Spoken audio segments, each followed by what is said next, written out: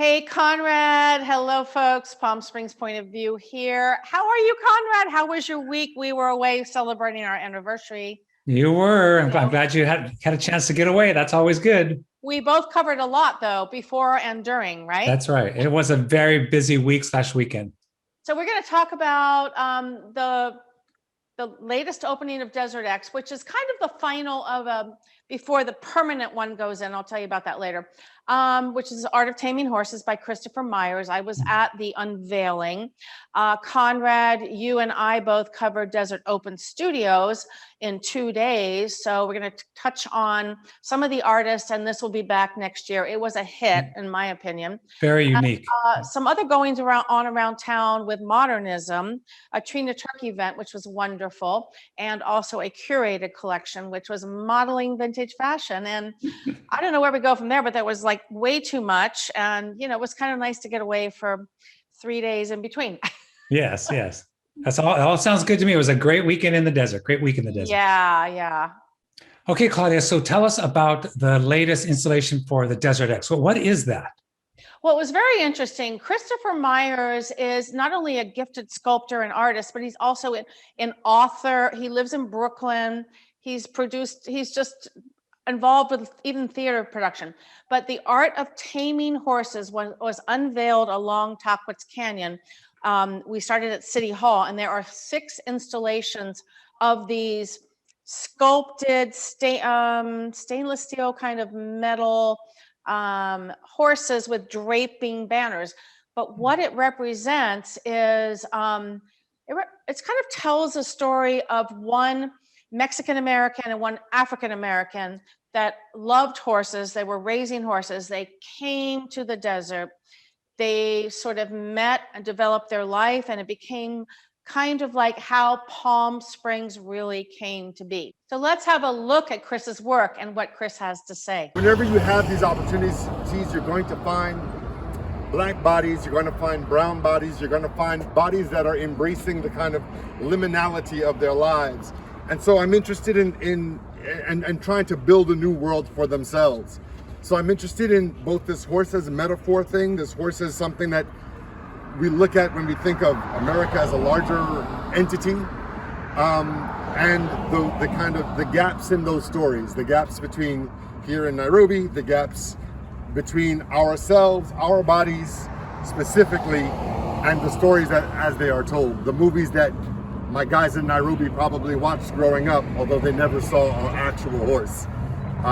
And so this is a journey, this is a kind of a narrative of these 2 cowboys, their lives, how they built a world where there wasn't a world for them. And the idea of how do you displace the logic of monument?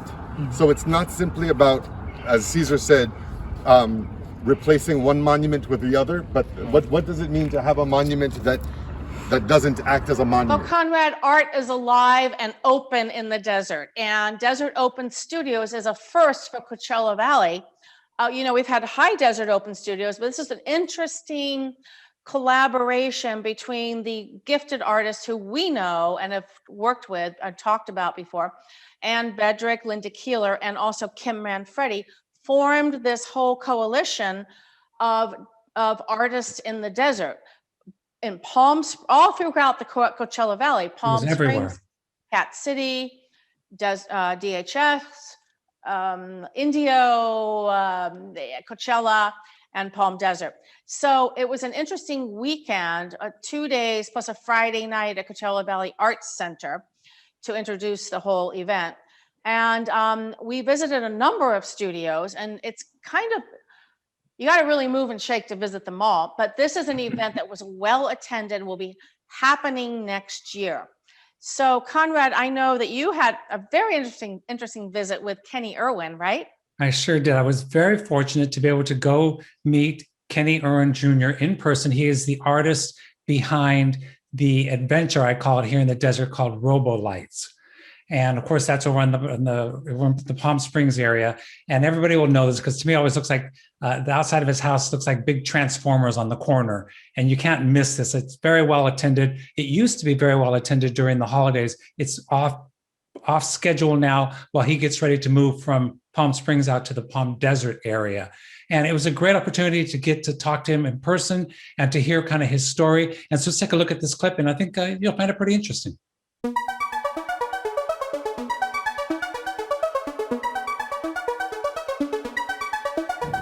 If you were from the desert and you look behind me, you will see this large art here.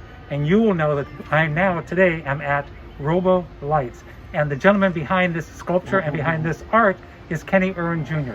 Kenny, thank you for joining us. Yeah, you're welcome. It's an honor to have you here. So tell us a little bit about your involvement with this event that's happening this weekend. Okay, so it's Desert Open Studios. So it's a circuit of like 64, I think it's about 64 different amazing artists across the valley. And I'm one of those artists on the circuit. And so basically people can come and, well, view people's arts in their studios. Robo Lights is no longer open. You really can't get inside anymore, but today you can get inside. This weekend you can. That is correct, between the hours of 11 to 4 p.m. on Saturday and Sunday of this weekend only. All right. And if you can see behind me how big this art is and sculptures are, and there's even bigger sculptures here on the property. Is everything you work in this large medium? Yeah, so this is the outdoor found art assemblage art that I do. It's made from stuff that people would have otherwise thrown away. It would have ended up in a landfill. Instead, I create art out of it so that everybody can enjoy. And so basically all the stuff that my artist has mostly come from neighbors throughout the neighborhood, friends and family, and local businesses that have helped make what I do possible over the decades I have been doing it. So you're an artist, so you're obviously working in various mediums. Aside from this, what else do you work with? Well, I go from the microcosmic to the macrocosmic, so I span the whole gambit, the whole spectrum of size in my art.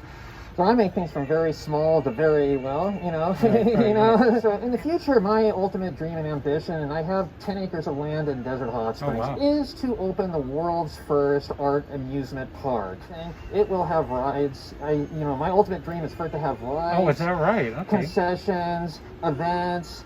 So this is going to be a big deal, It's going to be an adventure. Oh, well, yeah. And of course, we'll have the world's first 50-seat, what I'm hoping 50 or 60-seat pink toilet carousel. Wait, what? Say that again. The world's first 50 or 60-seat pink toilet carousel. I mean, who wasn't going to want to ride that? And I would say, why not? Well, why not? So the overarching premise of my art is it's a why not world and a why world. Thank you very much for having us, and we look forward to the future. Yeah, you're welcome. The future will be great. The future will be great. Yes. Right, thank you. Yeah, you're welcome. Boy, Claudia, what a unique character he is, and so personable. I just didn't really know anything about him. I actually really didn't, except for what I read in the papers, and I had been to Robo Lights before, and then I heard it was shut down because it was interfering with a neighborhood, and he was designated, he found a plot in DHS, and I thought he had moved, but apparently not yet, huh? Right. But whoa, the look of him, he seemed like a pretty cool guy. He was so relaxed. He was hanging over his fence inside his little area, talking to people. Yeah. Everybody who came by, he wanted to sign things if you bought it, and he wanted to talk about stories. Just a very unique guy. Well, that's great. I'm glad you got to visit it. I actually spent Saturday visiting some of our friends that we have interviewed in the past, and also newcomers that I didn't know. So I went to William Coakley's. I went to Linda Keeler's studio, which was buzzing, and several artists there. Ty Burton, which I think Tyler Fossils of the Future is fantastic. And there's Kevin Neerman, who's doing these interesting sculptures where he kind of cracks them. They're like kind of they're kind of clay things. Went to see Ann Bedrick. Okay, so I'm here at Ann Bedrick Fine Art, and we're still at Open Art Studios. And Ann is one of the women that made this whole Open Art Studios in Coachella Valley come to be, right? It's true. Yeah. I'm so thrilled that you're here. And come on over and I'll show you how that painting you just watched the beginning of. Okay. Yeah, that was all a video. So these are the two paintings that you saw in the mop painting video. I've been working with mops as my underlayer. Interesting. And several other artists, Julie, let's see who else. Oh, Emmeline Tate, who was at Steve Jansen, who had a fabulous opening. We'll talk about that next week. And Julie Wyman, I'm so sorry, Julie. And a number of artists in Sunny Dunes, Joe Deedle, And Sunny Dunes is actually, there's going to be a whole kind of new art district happening there. So Claudia, you definitely went to a lot more than I was able to get to. But one thing I found really interesting about this is I had no idea that the Sunny Dunes area over by the airport had all these artists there. Yes. This desert open studios really opened my mind to what is actually in that space. And speaking of that space, I also dropped into the folks over at Silica Studios, which is like a pottery. The potters, yeah. I had no idea they were there. I got to meet one of the owners, Derek Harvey, I believe his name is. He was there to tell us a little bit about what was going on. I want to show this video. I do want to let everybody know it was extremely, not loud, but there was a lot. It's an open studio, so the front door is open and the back door garages are open. They have the clay and they have the kilns in the back. Yeah, it's a lively place. There's just a lot going on. Pottery is the thing now. So many artists are now doing pottery. This will be interesting, Conrad. Yeah, let's take a look. So there is all kinds of art going on today, of course, all this weekend, both Saturday and Sunday. We are here now with Derek Harvey, who is working on ceramics. Is that Yes. Is that it? Yeah. Ceramic sculpture and pottery. And how long have you been doing this? We've been here about 18 years. Is that right? Yeah, and been in about 25 years. And we offer beginning introduction classes, and we have a wheel throwing class and a hand building class offered. They can call the studio and schedule that. And obviously it's not just for people in the Coachella Valley, anybody from around you can come in. Right. And then once you do lessons, you can join as a member. And the member you can come and use the space as much as you want. We provide the technical side, the glazing, firing, and loading of the kilns. We provide the clay. So people come and use the space. We have about 40 members. So whether you want to have a gathering, you want to learn how to work with pottery, you want to do some ceramics, or just come in and look around during the week? Absolutely. Gallery's open every day. Come and check it out. And this is tell me the name of the gallery. Silica Studios. Silica Studios. All right. Well, thank you much for joining us. I appreciate it. Thanks for coming out.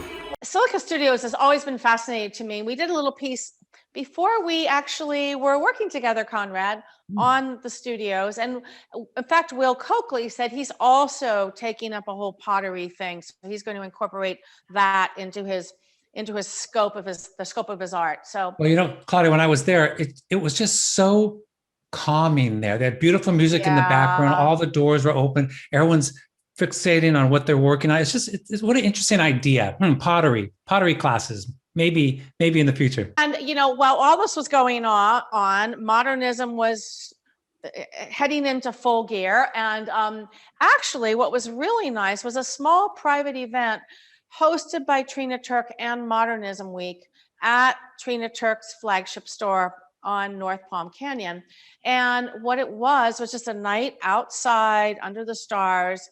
And Modernism February was all virtual. So this incorporated a kind of video that was shown about her home that she and Jonathan purchased and curated, which was Ship of the Desert, along with 3 or 4 other homes. One was Martin Lawrence Bullard's amazing movie colony home. But it was Trina was there. She actually introduced everything. It was a lovely event. And of course, everybody was safe and distanced. We had a little meal. It was just small group. And it was nice because we actually revisited what was part of, virtual tour Modernism February in April. So that kind of kicked everything off. And then moving forward from that was Mitchel Karp, who is Mitchel's Palm Springs, the amazing upper crust vintage store in Palm Springs. Beautiful clothes. Yes, in conjunction with Temple Isaiah, hosts a curated collection. And this year from Modernism, it was in 2 parts. The first part was the fabulous vintage fashion show. And just the other day, it was the vintage shopping. And the biggest news of all, it's Monday, and whose birthday is it?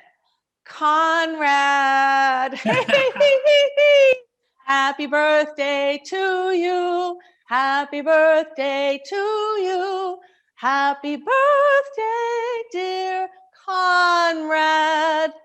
Happy birthday to you. Thank you. Thank you very much. Yay. I hope Still- you enjoy every minute. Still here, still kicking. And All I right, think you have Claudia. a lot. Yeah. Thank you very much. Oh, you have a lot going for you, so you're still young. Still Thank here, you. still here. All right, have a good week. All right, bye. Bye-bye.